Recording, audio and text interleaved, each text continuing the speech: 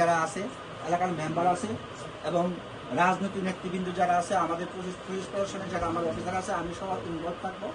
আমরা কমিটি গঠন করব, মাদকের বিরুদ্ধে কমিটি গঠন করব। কোনো মাদক বিক্রি করতে এই ওয়ার্ডে আমরা দিব এবং বাইরের কোনো লোক মাদক এসে প্রবেশ করবে এটা আমরা দিব।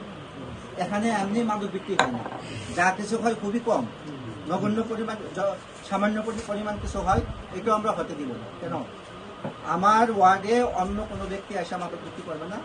আমার ছেলে, আমার ভাই, আমার বাতিজা, কাউকে আমরা মাদক বিক্রি করতে দেব। যার যার ফ্যামিলির লোকজন যদি আমরা কন্ট্রোল করি তাহলে কেউ আসতে পারবে? আমার ছেলে যদি আমি যদি আমার ছেলেকে আমি দেখাশোনা করি, আমার বাতিজাকে যদি আমি দেখাশোনা করি যে সে তাকে আমি দেবো না মাদক বিক্রি করতে, মাদক সেবন করতে, তাহলে কেউ করবে না। আমরা কি করতে হবে? সচেতন করতে। আমরা যখন সচেতন হব, আমাদের এই ওয়ার্ডে অন্য কেউ আসতে পারে। আর মাদকের বিরুদ্ধে হয় মাদক থাকবে নতুবা পুলিশ থাকবে, দুটো একসাথে থাকবে। দুই জিনিস একসাথে এখানে থাকবে না, হয় মাদক থাকবে নতুবা পুলিশ থাকবে, দুটা কি একসাথে থাকবে না।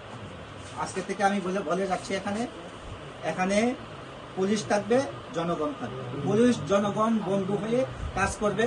কোনো মাদক ক্রেতা, বিক্রেতা, সেবনকারী কাউকে এখানে প্রবেশ করতে দেব না, মনে থাকবে।